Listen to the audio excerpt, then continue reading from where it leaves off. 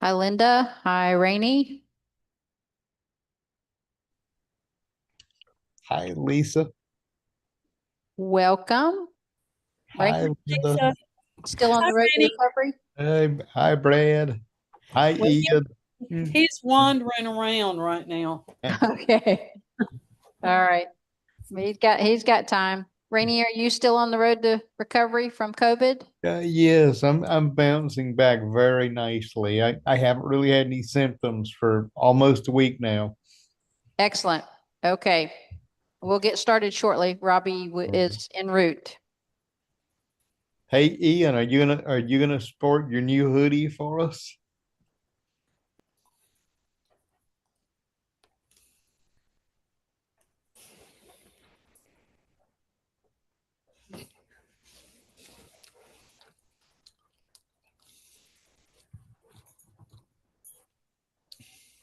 What do you all think of Ian's new hoodie? What does it say? I can't read it. Mind training. There you go. Okay. Thanks, Ian. Hmm. I got that for Ian when I went on retreat with Vajrapani. Wow. That's very cool. I'm gonna mute unless we need to.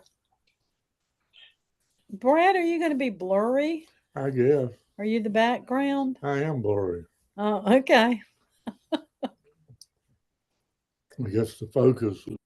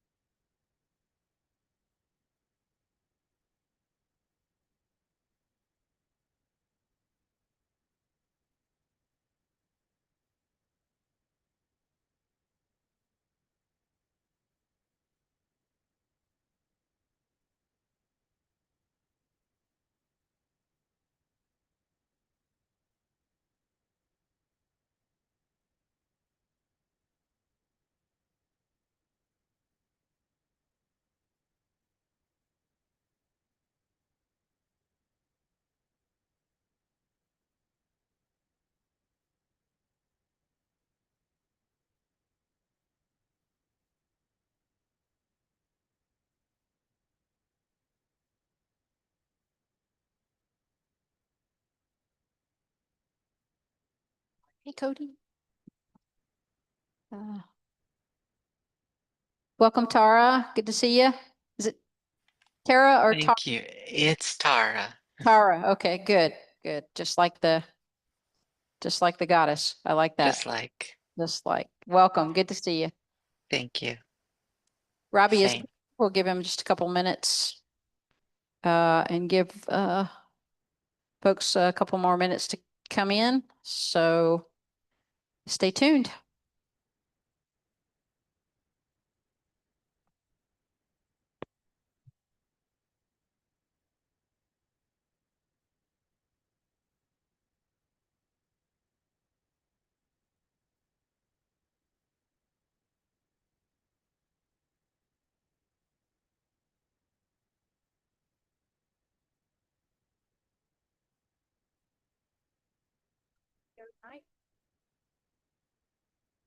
Maybe. Robbie.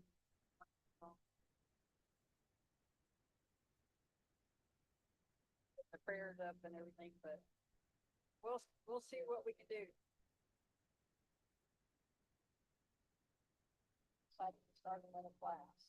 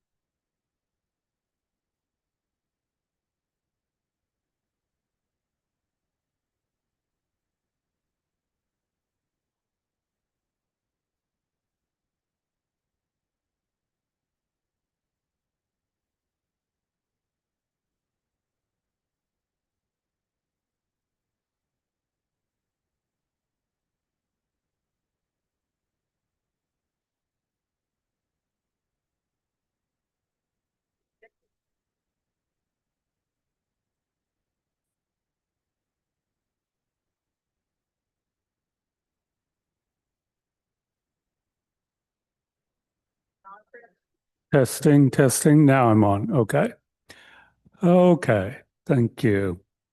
Okay. Good evening, everyone, both in person and online. This is our first class in the Discovering Buddhism module. How to set up, what's the official title? Establishing a daily practice. Okay. So that's our goal over this month. We'll be meeting from 7 to 8 o'clock. We have 4 Monday nights. My name's Robbie Watkins. I've been coming to Kadampa Center for almost 30, well, actually for 30 years now, and leading these Discovering Buddhism modules since we first began them many years ago. But this is the first time I've taught this module. So it'll be an experiment for me. Usually one of the other Discovering Buddhism teachers leads it. Do we have anyone who's here for the first time tonight? Okay, a bunch of people. Great. Glad to have you all here. And let's see, my course assistant is Lisa. She's in charge of running things. And then we have Chris on the console in the back. He'll be doing a riff every now and then. Let's see, Lisa, do you have any announcements to make about finding the readings or anything like that? Okay. So we're going to start with a video. This is a series of videos produced by the FPMT, our parent organization. And there's one for each module in this 13 module series, Discovering Buddhism. So we'll see what they have to show. I've never seen this one. Sometimes someone's like Richard Gere or Keanu Reeves shows up. I don't know who it'll be tonight. Yeah.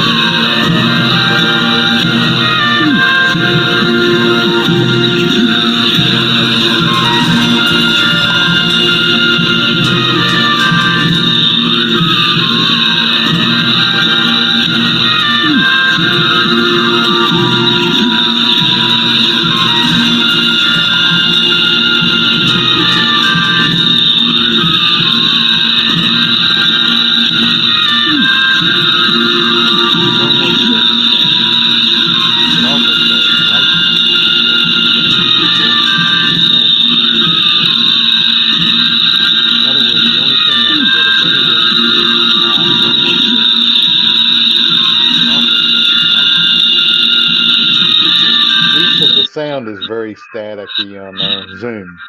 The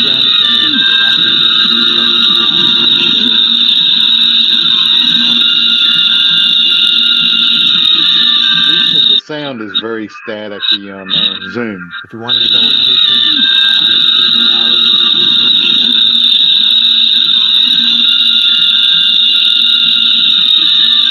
The sound is very staticky on Zoom. if you want to develop patience, honesty, morality, wisdom,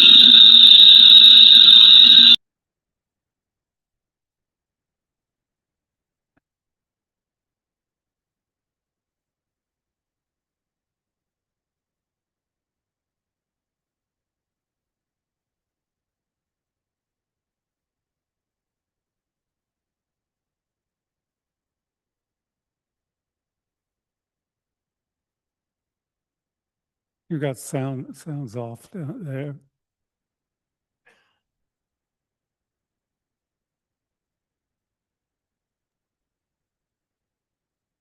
This Rainy, I just wanted to let you know we're not seeing any video or audio now on Zoom.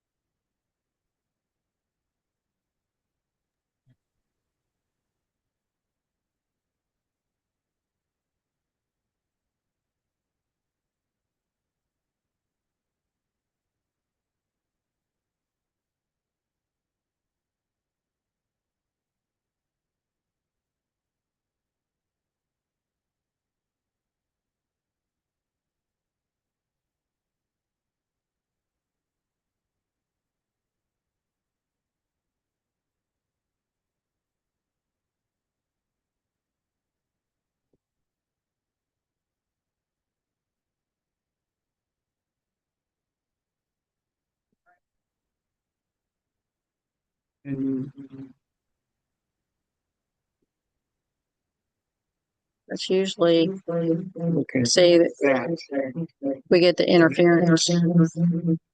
Oh, here's what you do with no, that's maybe already.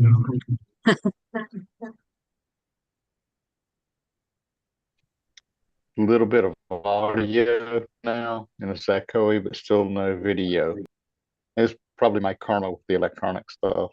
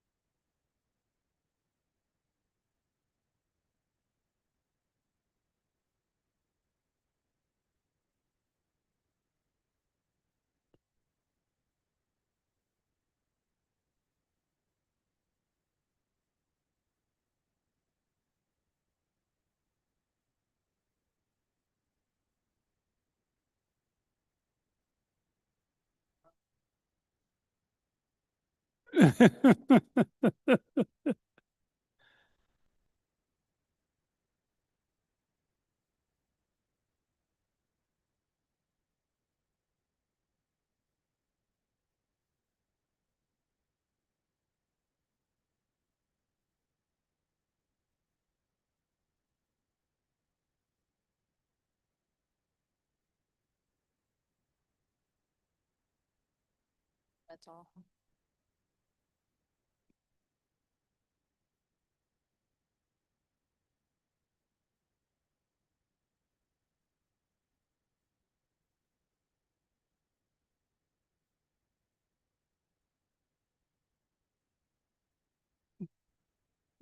You want to give it a try, CJ? You have any insight?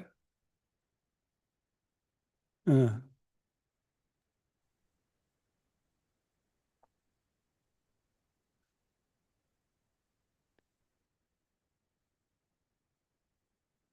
eh,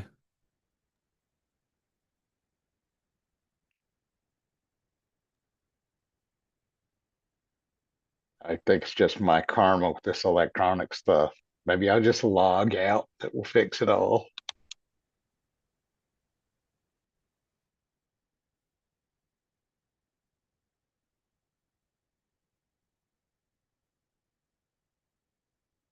mhm.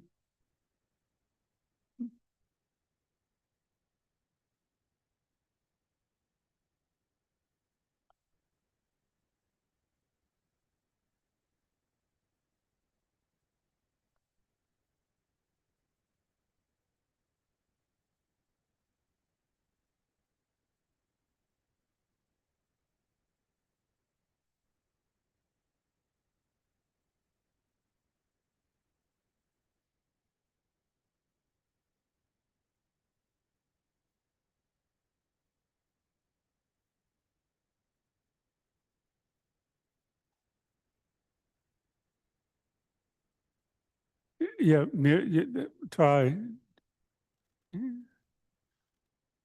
Is dedicating ourselves to a daily practice.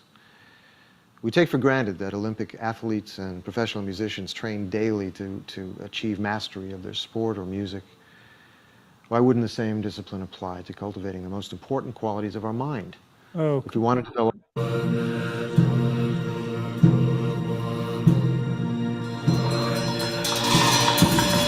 okay. Right. Thank you.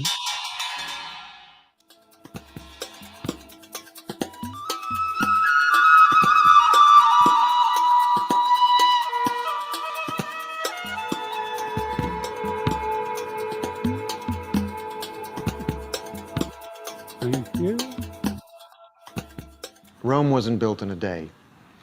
We could also say enlightenment isn't built in a day, but is built as a result of a day-to-day effort. In other words, the only thing that'll get us anywhere in the spiritual path, whether it's concentration, loving kindness, or wisdom that we want to develop, is dedicating ourselves to a daily practice. We take for granted that Olympic athletes and professional musicians train daily to achieve mastery of their sport or music. Why wouldn't the same discipline apply to cultivating the most important qualities of our mind? If we want to develop patience, honesty, morality, and wisdom, we have to make a sustained effort. In this show, we'll learn methods to develop our daily practice on and off the cushion through every part of our lives.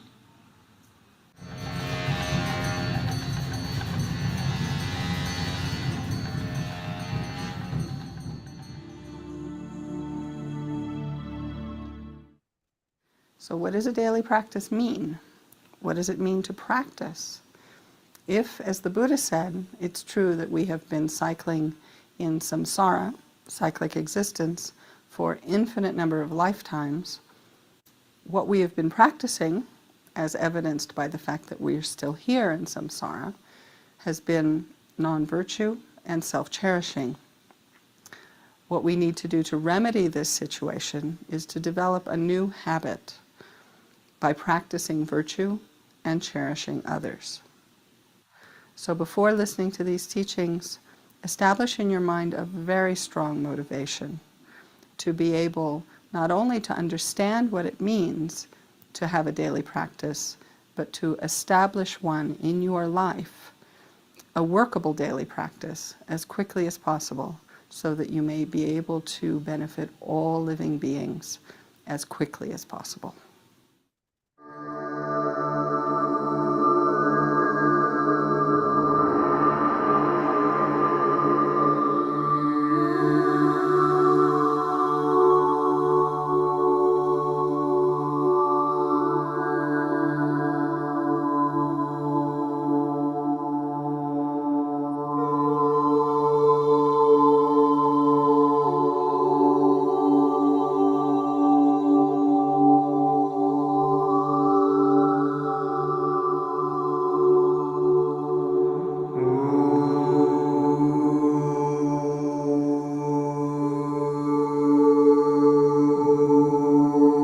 I'm not sure why they have subtitles for a text in English.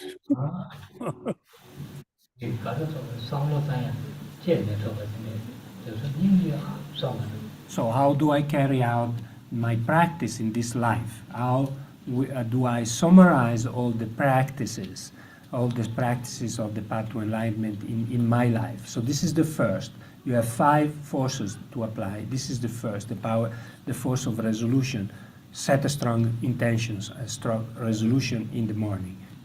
Okay, so this you have to apply this right in the morning, as soon as you open your eyes, as soon as you wake up, you open your eyes before doing anything else. You just hook up with your mind and set your resolution. So right now, also this morning, I'm alive. I have all the favorable circumstances in my life, all the freedoms and endowment in order to progress and practice the path to enlightenment to benefit all sentient beings. Therefore, as much as I can, as much as I live throughout the day, I'm not going to let my mind under the power of delusions, and I'm not going to harm any sentient beings, and I'm going to be as helpful as possible to all sentient beings. So now the next is the force of the white seed.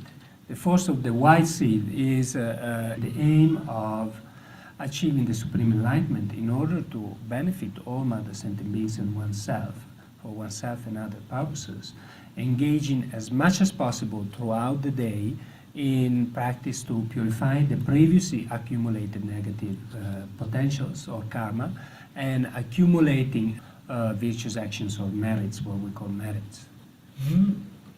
So these are called the white seed.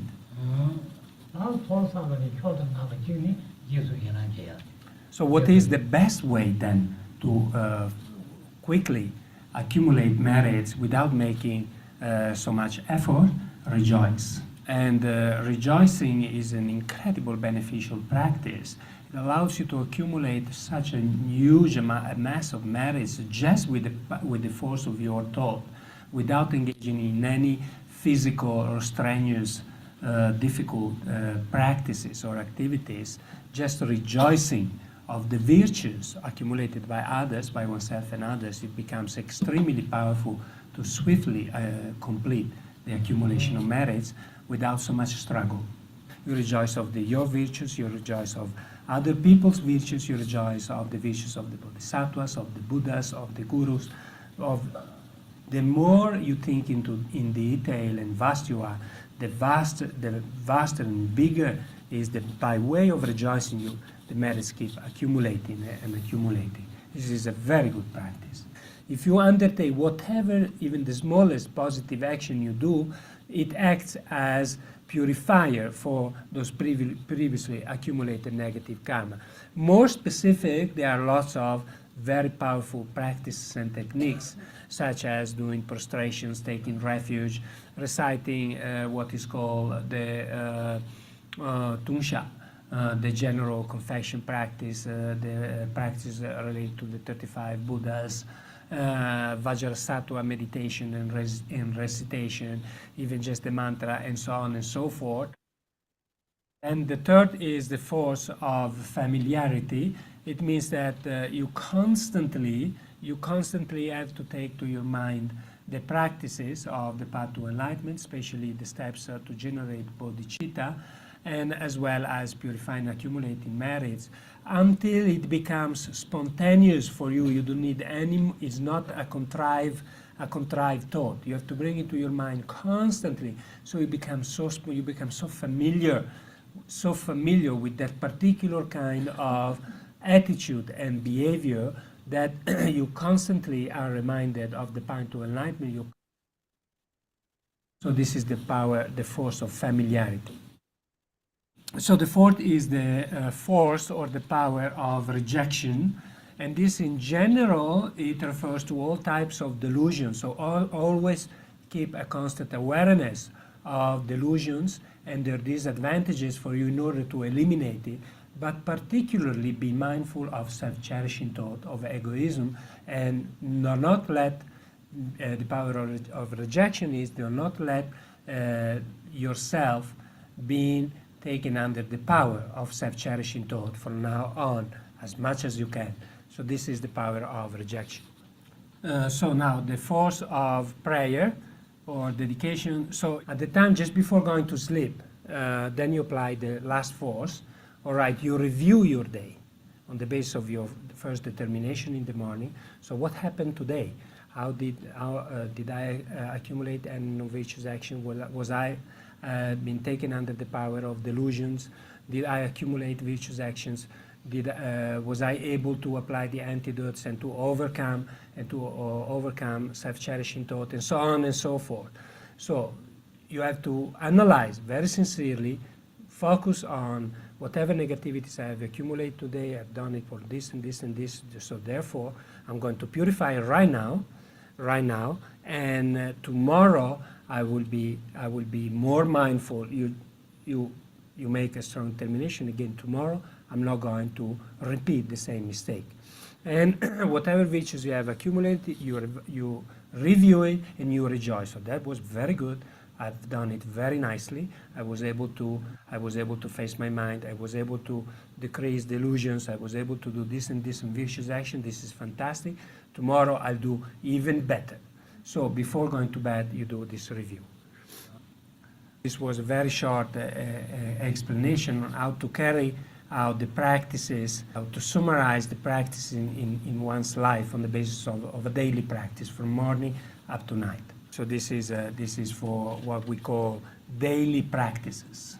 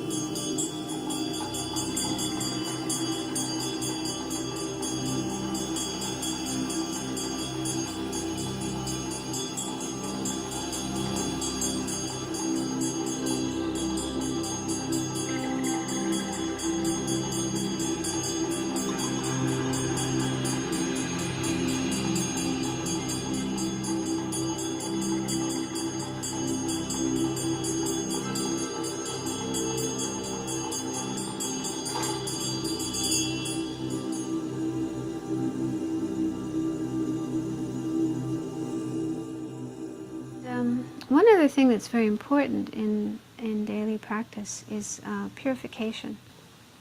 Because even if we do have the intention to be helpful to others and not do things that are harmful or negative, create bad karma and so on, we are just human beings. We have our faults, our imperfections, our limitations, and so we're bound to make mistakes and lose our temper, get angry, or get caught up in negative thoughts and speak in negative ways or do things negative. So, so there's something we can do about that when we do make mistakes and create bad karma, and that is purification. So purification is a practice we can do to clear up any negative karma that we've created in our day. So it's actually a good thing to do every day, because most probably we do create negative karma each day. But we can also purify things we've done before. The general practice of purification involves 4 things, 4 points, which are called 4 powers, 4 opponent powers. First is regret. And regret is not the same as guilt. So there's a difference between regret and guilt. I think we all know guilt. We're all familiar with guilt. That's very common in our culture.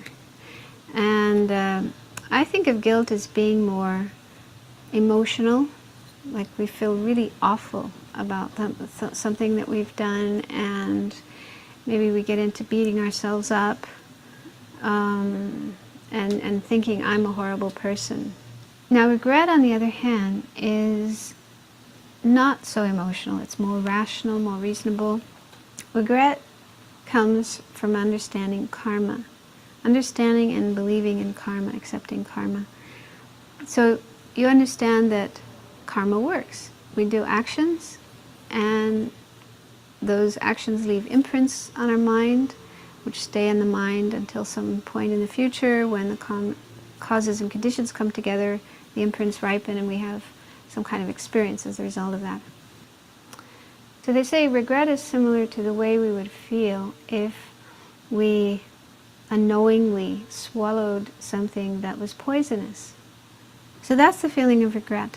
That's the first power. The second power is refuge. Refuge is an attitude, a state of mind that comes about by learning what the Buddha taught and feeling confidence, feeling trust in the Buddha and his teachings, agreeing with them and wanting to follow them. So that's just in general what it means to take refuge, very simply speaking. So if you're a Buddhist, then the second power would involve renewing your refuge or sense of commitment to the Buddha and his teachings. But if you're not a Buddhist, then you may have other objects of faith that you have faith or trust or confidence in, and that you take as your guides and wish to follow. So, so you could just renew your determination to follow those objects of your faith. And it can also involve generating or renewing your wish to benefit others, your feelings of compassion and love and kindness towards others, and the wish to not harm them and the wish to help them. Then the third of the 4 powers is what I call remedy. And this involves doing something positive or virtuous to counteract the negative thing you've done by creating this bad karma. So you can do traditional virtuous things like saying prayers or reciting mantras, or meditation on loving kindness, or meditation on other aspects of the path. But you could also be creative and find your own ways of doing something virtuous that is a countermeasure to the negative thing you've done. Like, for example, if you did something that was like stealing or cheating, then you could give money. You could give a donation to charity or to some good cause. So generally we need to do something positive, something virtuous to oppose or counteract the negative thing we've done. Then the 4th power is the power of resolution or determination.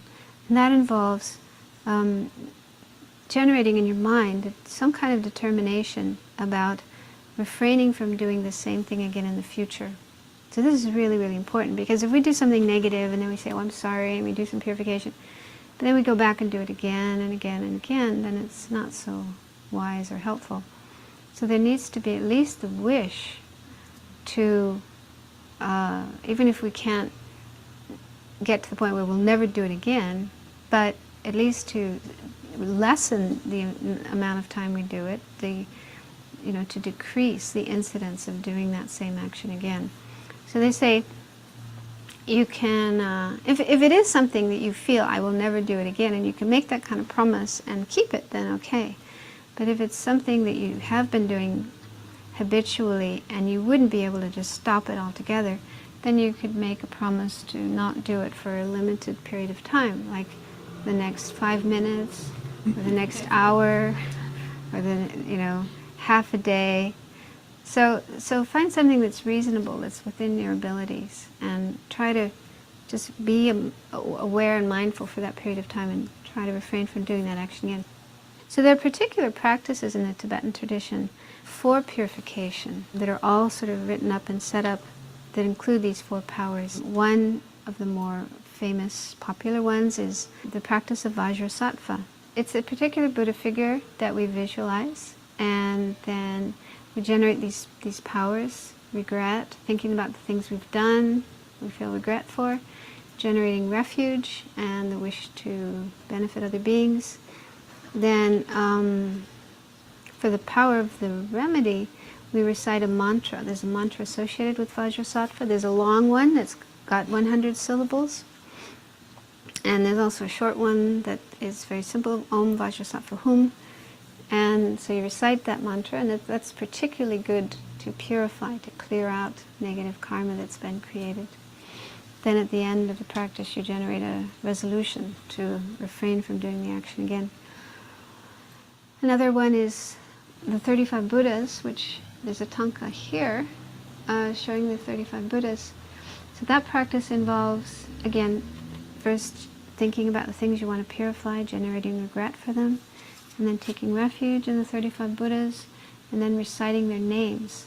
So reciting the names of these 35 Buddhas, and if you can, doing prostrations to them at the same time, bowing to them. That is for the 3rd power, the power of the remedy. So that's a very virtuous thing, to recite names of Buddhas and also prostrate to them. And then you go through a prayer of confession of the negative things you've done, and then at the end generate a resolution to not do it again.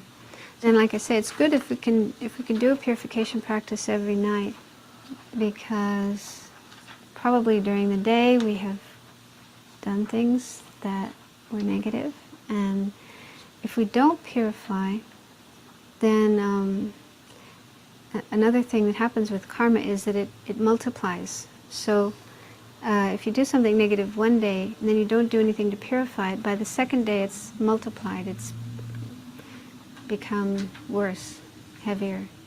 And that happens each day that we don't purify. So the sooner we can purify, the better. So that's why it's a good idea to do it at night, to purify any negative karma we've done during that day, so that at least we stop it from multiplying until the next day.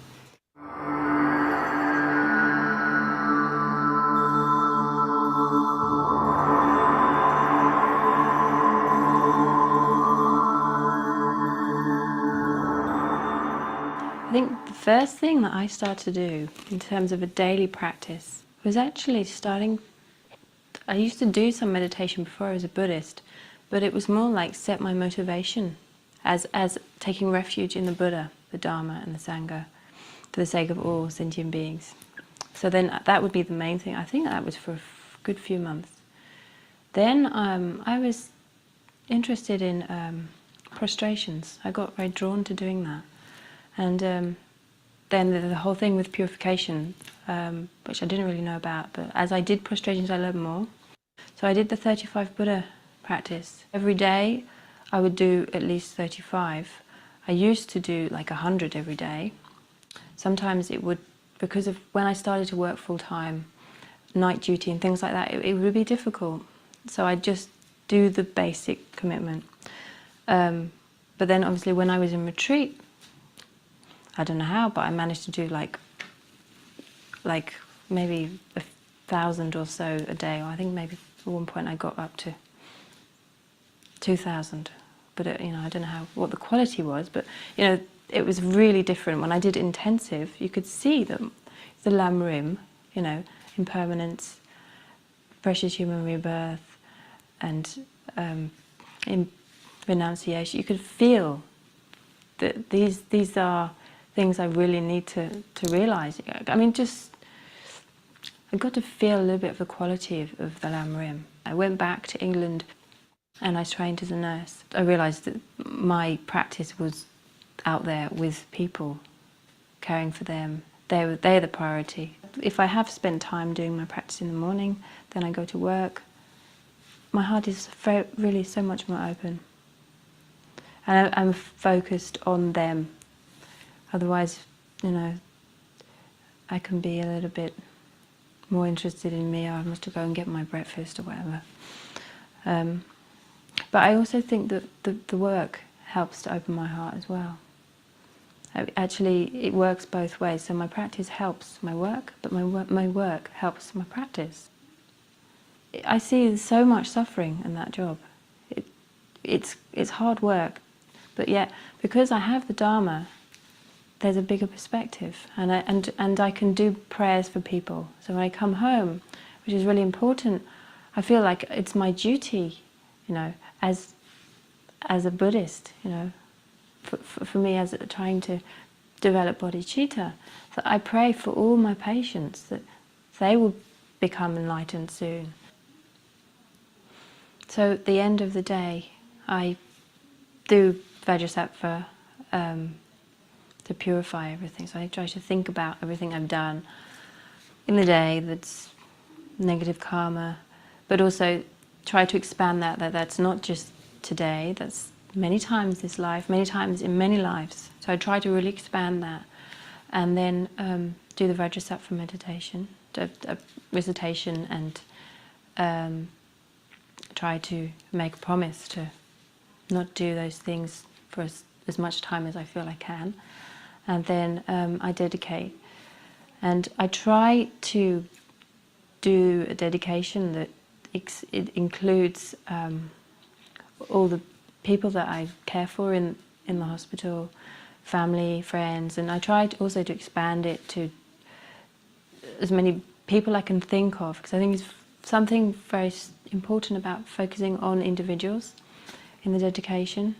But obviously I use the dedication for all beings. I'd love to do my practice, I really do. And I feel so sad when I can't spend so much time on it. It makes me feel really sad. And I've noticed when I've had lots going on in my life and I haven't been able to do my practice, I'm not happy. I'm not a happy person, and I also don't like doing my practice as much, which is quite interesting. And when I have time and I do my practice, I'm a happier person.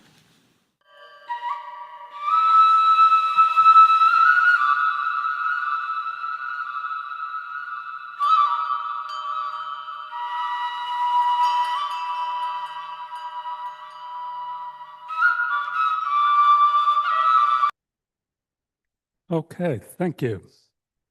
There was a lot that was covered in there, more than we'll be covering in this module. It's all very interesting material. Let me just get a sense of where people are. Who here has never meditated before? Anybody? Okay, that's fine. Okay, you're in the right place. How many people have a daily practice? Oh, a couple people, okay. How many people have had a daily practice in the past and haven't kept it up necessarily? Okay, so this is about establishing a daily practice. So the word, I think you got a sense from the video that we use the word practice to cover a lot of different things. We talk about practices, and it can be something like doing prostrations. So one of the goals for this class is that everybody is doing 1,000 prostrations a day by the end of the month. Not serious. But prostrations is a practice. Reciting mantra is a practice. Sitting on a cushion and meditating is a practice. So there's a whole, in the Tibetan Buddhist tradition, there's a whole wealth of different practices that we can tap into. Sometimes we do this with the advice of a teacher. Sometimes we just do it on our own, based on our own natural wisdom. When I talk about establishing a daily practice over the next few weeks, I'm going to do it within the model of a daily sitting meditation practice.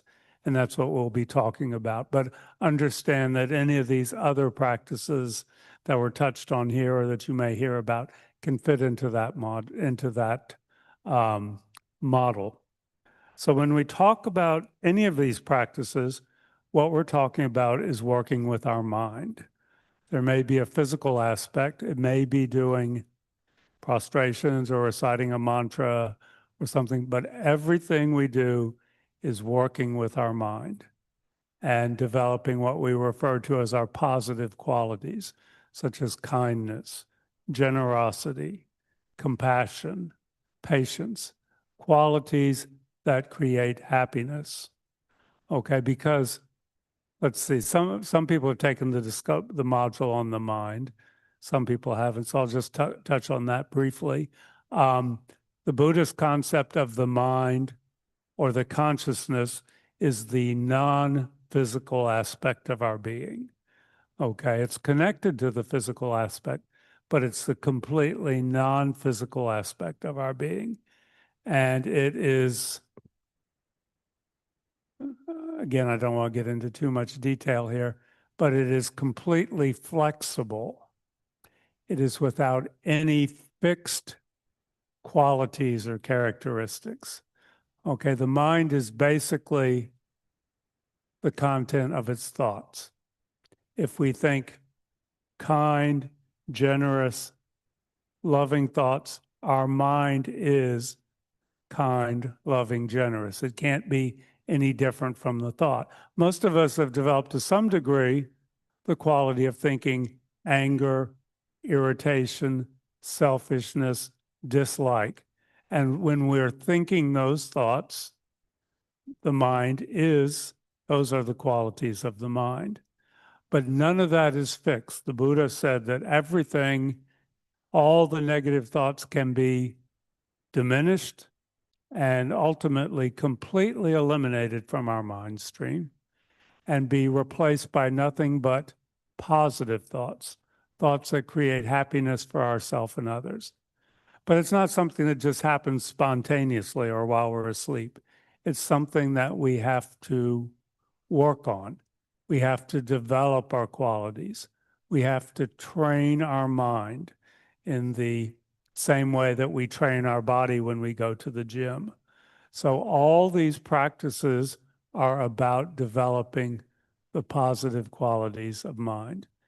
If you don't want to develop those qualities, if you're happy with the anger and the attachment and the greed, if you're satisfied with that, there's no need to have a daily practice because we've practiced those all very well in the past. That's why they come up over and over again. We've developed the habit of thinking along those lines.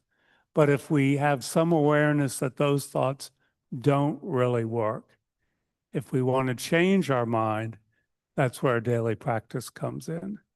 It can only be done by ourselves. We can have teachers, we can have people who advise us, we can have examples, but we have to do the work ourselves. And that involves what we refer to as practicing.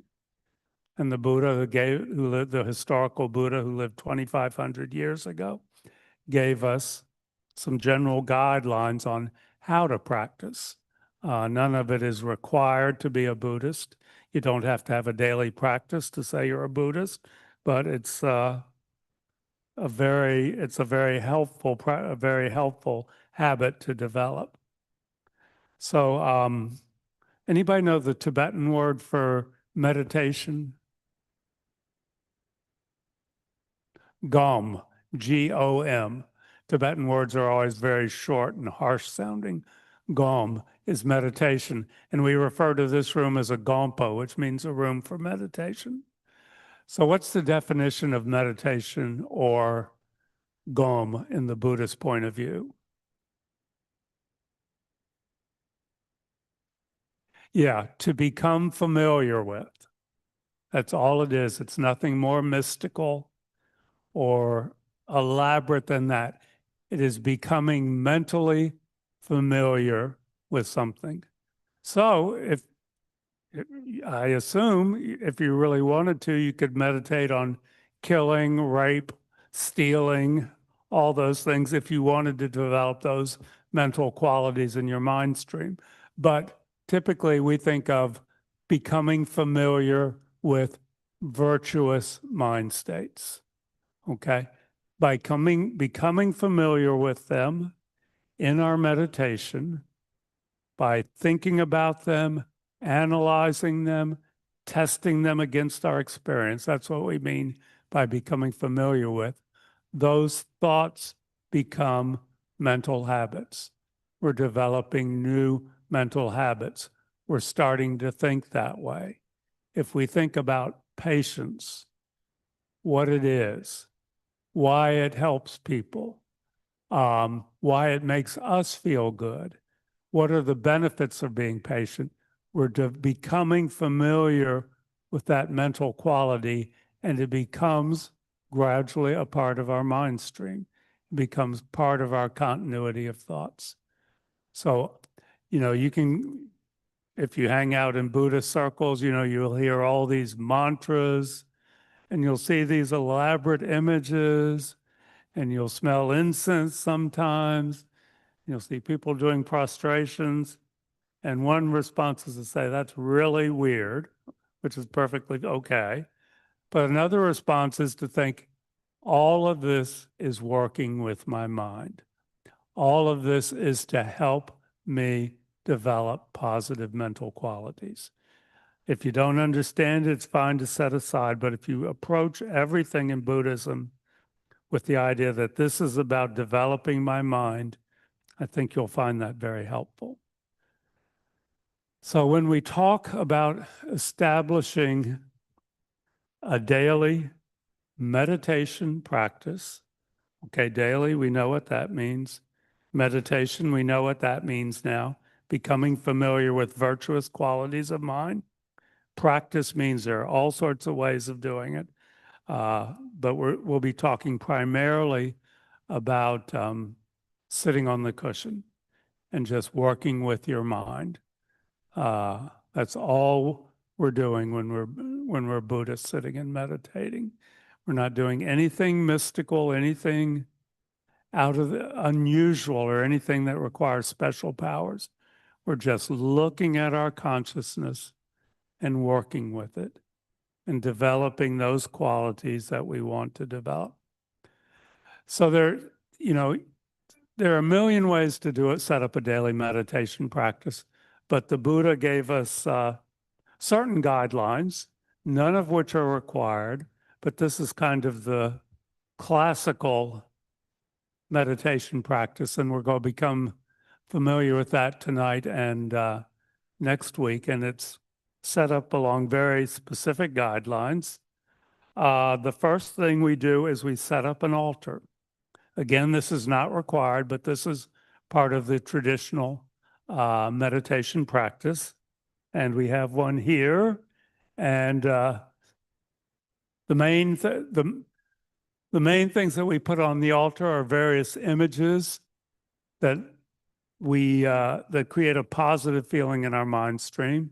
So here we have the historical Buddha, Shakyamuni Buddha, and it can be a grandmother who we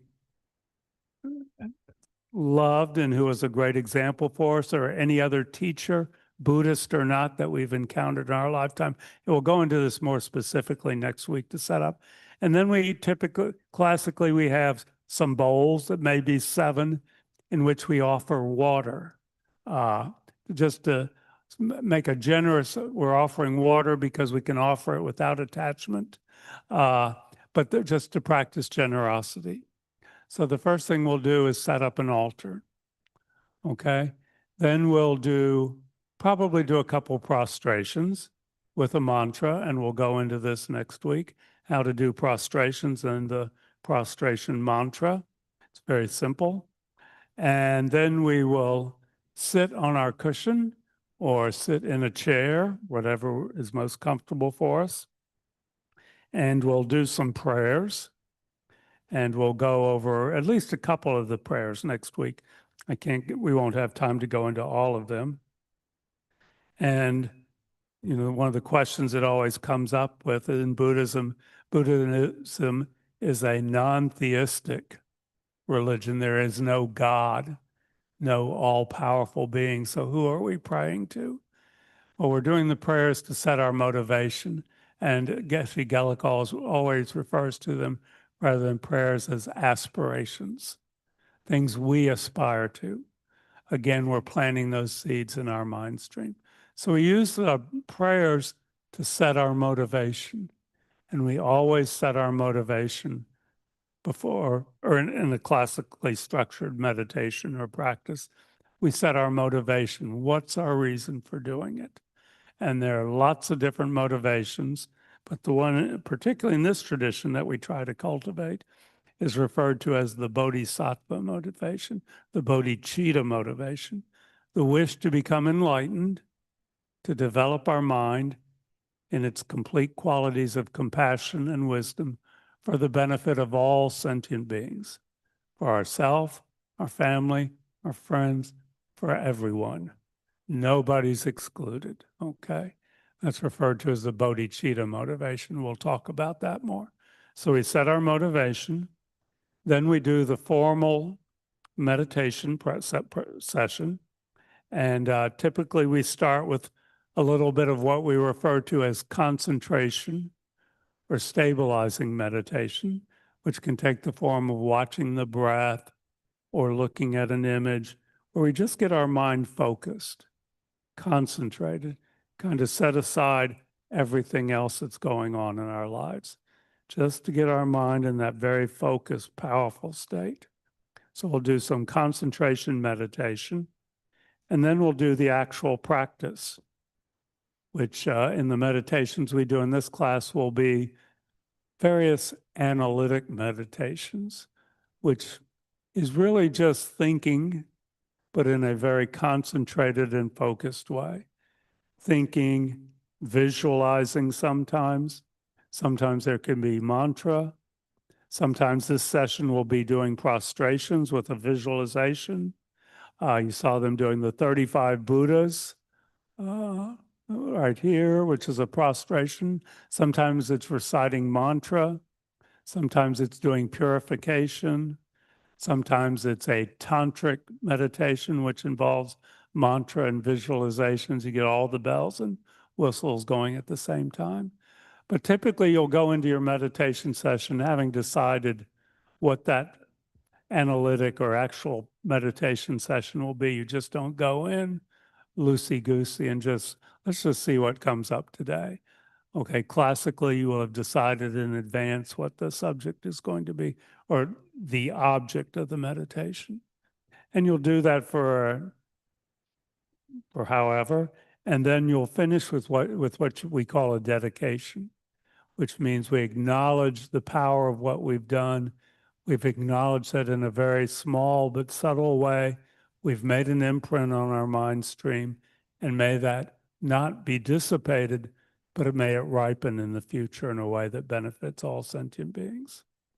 So that's a classical daily meditation session. Set up the altar, do a few prostrations, do some prayers and set your motivation, do a little bit of concentration meditation, do the actual meditation practice that you've decided on, and then do a dedication.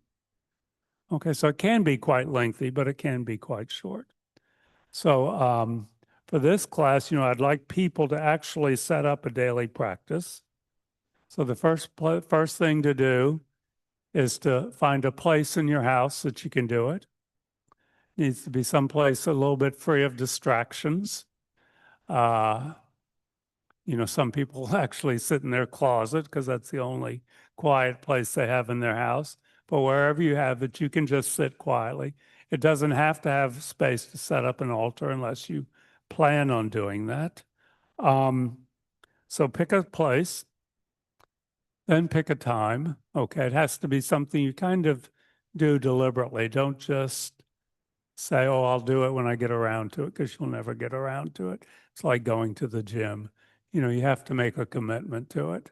And the commitments go wax and wane, and that's completely normal. And you're not a bad person if you don't do your daily meditation practice. But, think about your schedule, think where you can fit in. And, I'm just going to say 10 minutes a day. Everybody can find 10 minutes a day somewhere. A lot of people like to do it first thing in the morning. Some people like to do it last thing at night. Some people like to do it during lunch. It doesn't really matter what time of day, but just try and be consistent. Let people know that that's your private time if you're living with other people. Let your dogs and cats know that that's your private time, that you may have to close a couple doors to keep them out. Okay, so that's what I'd like people to do over the next week. Find a space, find a time, commit 10 minutes a day to the practice, okay? And have the space set up so it's, it doesn't have to be anything special, but it should be neat, free of distractions. If you like to sit on a cushion, and we'll talk about this next week. And Lisa, next week, if you can set it up so I sit on a cushion. Okay, I'm not that old and infirm yet that I need to be in a chair thing. But if you want to be in a chair, that's fine. So have everything ready so you can just go in and do it when you're ready for your 10-minute session each day. So set your space up, sit on your chair, sit on your cushion for about 10 minutes, and just start off with some breathing meditation. Don't worry about the prayers if this is all new to you, or the prostrations or anything. We'll talk about that over the next couple of weeks. But just sit on your cushion for 10 minutes a day and just pay attention to your breath, okay? Place your concentration on your breath. Just do some stabilizing meditation. And then do a little motivation at the beginning. I'm doing this to develop my mind so I can help others. I can't help others till I get my act together first. So it's not selfish. I'm working on myself so I can help others. And then in it with a dedication, I've really done something. Not enormous, but I've done something that makes a difference. So that's what I'd like people to work on over the next week. And then we'll get more into the nitty-gritty of setting up the altar, doing the prostrations with the mantra, saying the prayers, our posture on the cushion or in the chair, our breathing meditation, and then some analytic meditations. That'll probably take 2 weeks to get through all that. Any questions or comments about anything I've said so far?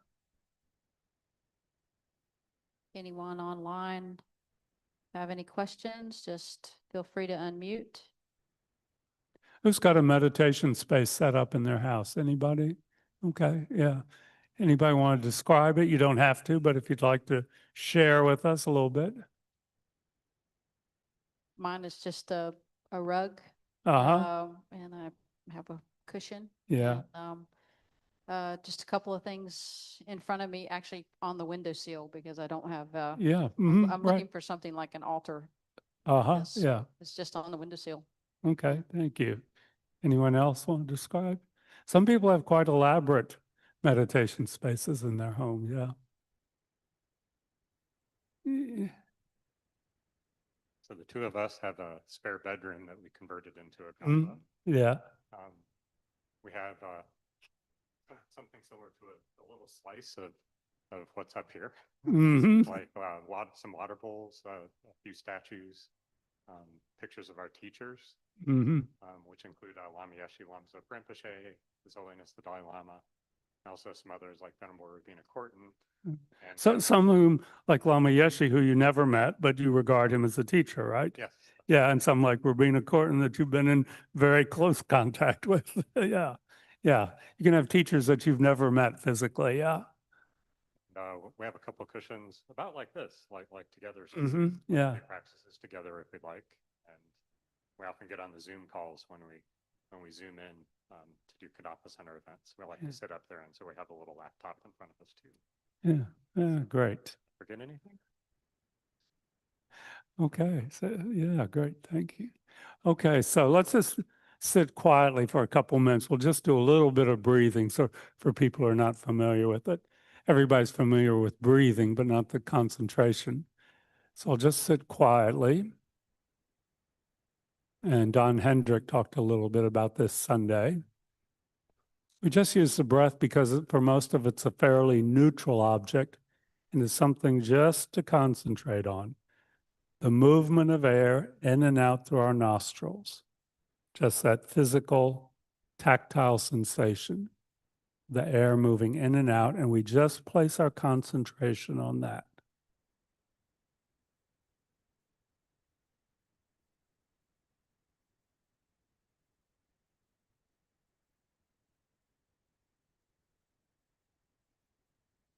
And every time we notice that our mind has wandered off to another subject, another object, as it inevitably will, we just set that aside and come back to the breath over and over again.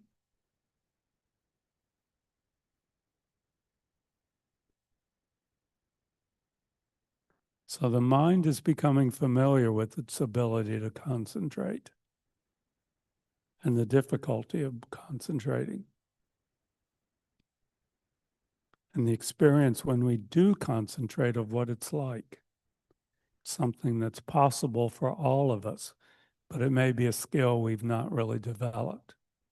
So that's what we're doing here.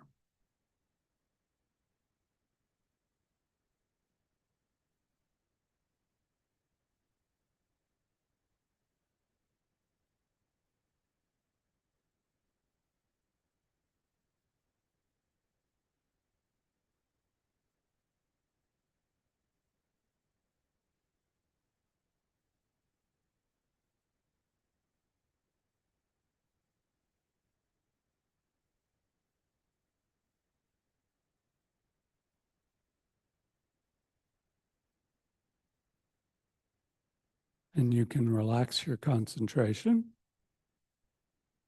Okay, so this coming week, find your meditation space, set it up very simply. Decide on your meditation time and just sit quietly for 10 minutes every day for the next week. And then next week we'll start by talking about how to set up an altar, how to do prostrations, some of the prayers, and get into the nitty-gritty. Any questions or comments on what I've said tonight? Okay, so thank you, everyone. Any announcements, Lisa? No, same time next week. Same time, same place, yeah. Great. Next week, next Monday night, 7 o'clock. Thanks everyone for coming and your patience with the little hiccup with the video audio there. So Okay, good night, everyone. thanks everyone for coming. You guys have a great week. Thank you. Good night. Thanks. Good night. Good night.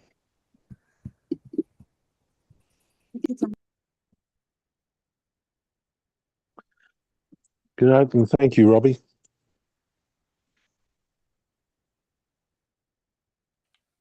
Good night.